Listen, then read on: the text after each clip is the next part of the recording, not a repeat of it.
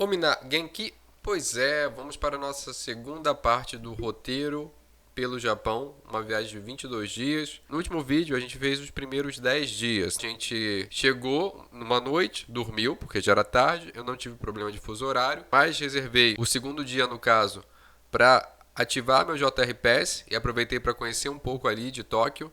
Fui em Akihabara, Shibuya.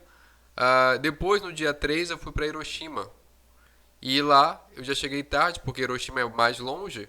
Então lá naquela noite eu não consegui ver muita coisa. Logo de manhã cedo, Museu da Bomba Atômica. E na parte da tarde, na hora do almoço, eu fui para Miyajima, que é uma ilha. No meu caso, eu voltei para Miyajima no dia seguinte. Você não vai fazer isso. No dia 5, você já pode ir para Kyoto ou você pode ir para o Himeji Castle. Também está lá no vídeo.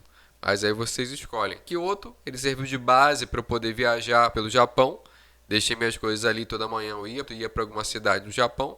Comecei com Nagoya. Se sua viagem é mais curta, talvez você possa cortar Nagoya, porque ela é a cidade mais longe. Mesmo de TGV, você vai levar lá umas 2 horas de viagem, 2 horas e meia, eu acho. Nara você tem que ir, foi mais um dia em Nara.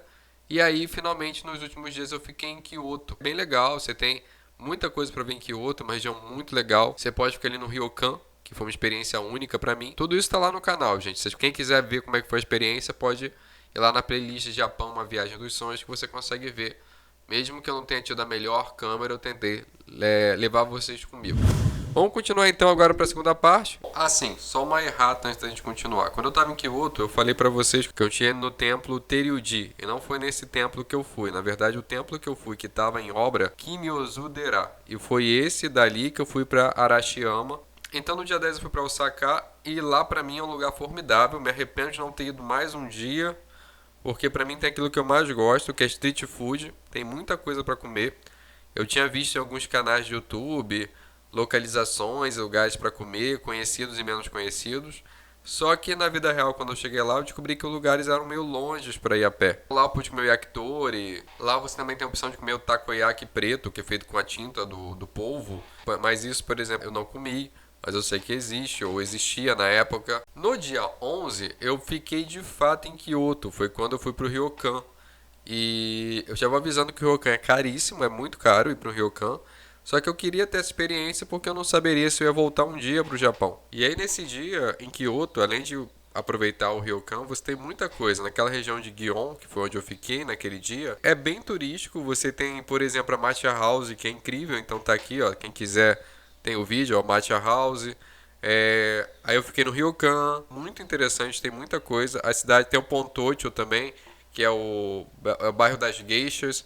Eu lembro que fui na Starbucks também, que é bem diferente. Quando eu fui pra Nikko. Aí você fala, o que tem em Nikko, Diogo? É onde você tem aquela imagenzinha dos 3 macacos. Sabe aquele macaquinho que um não escuta, um não vê e um não fala? É pequenininho, queria ver isso. É um lugar lindo também. Você pode visitar a tumba do Shogun. E agora é onde o roteiro fica mais aberto, porque eu ainda tinha alguns dias em Kyoto. Ainda tem uma opção de turismo que eu acho que vocês têm que fazer, mas eu vou seguir a ordem que eu fiz. No caso, no dia 14, eu fui para um festival de anime japonês, já que eu gosto de anime, eu queria ver como era um festival no Japão. Foi uma experiência muito curiosa. No dia 15, eu fiquei em Tóquio mesmo, aproveitei para rever a cidade. Então eu fui para Harajuku, que era um domingo nesse dia, se eu não me engano. E no domingo geralmente o pessoal tá lá com roupa de cosplay. Mas esse domingo eu fiquei em Tóquio mesmo e fui visitar a cidade, ir para Shibuya, Akihabara de novo, fazer as compras. No dia 16, aí sim, mais um passeio turístico. O dia 16 foi quando eu fui visitar o Monte Fuji.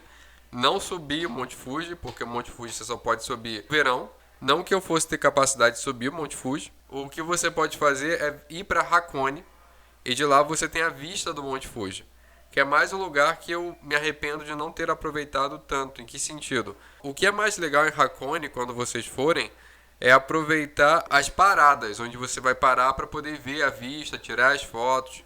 Eu fui muito apressado e já queria subir logo. Não tem exatamente um ponto final. O passeio é você ter uma localização durante a viagem que você vai ter uma visão privilegiada no Monte Fuji. Eu fiz o passeio completo e voltei de barco.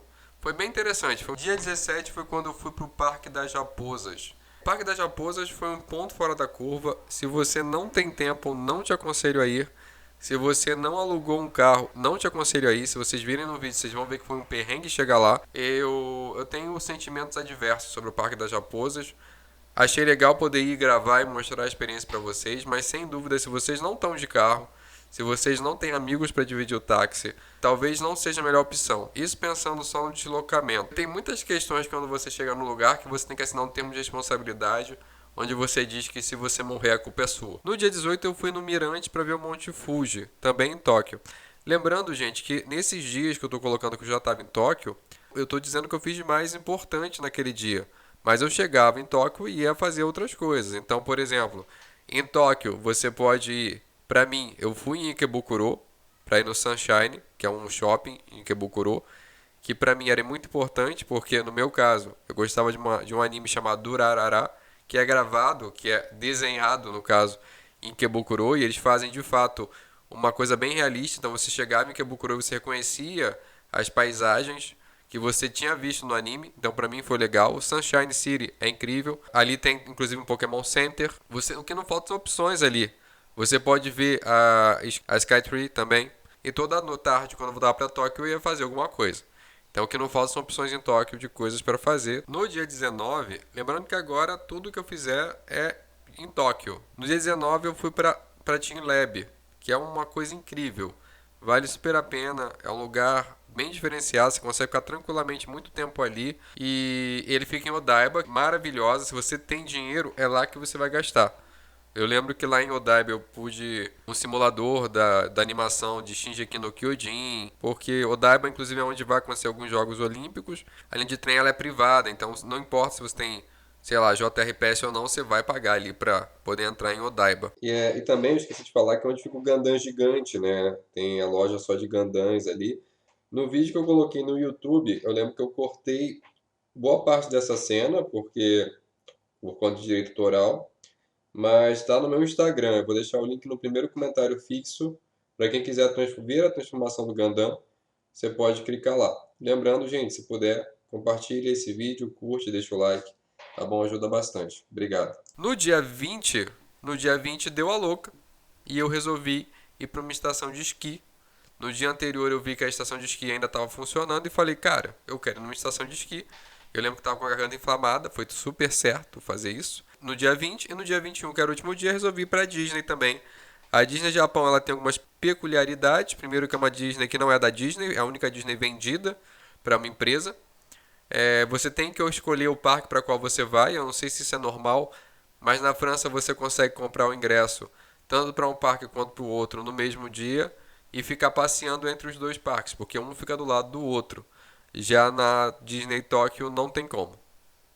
Você tem que escolher um outro porque você tem um trem para você chegar no parque que você escolheu. E foi isso, gente. Aí no dia 22 eu voltei para casa. Então esse é o roteiro básico para vocês poderem se pensar na localização, no deslocamento pelo Japão.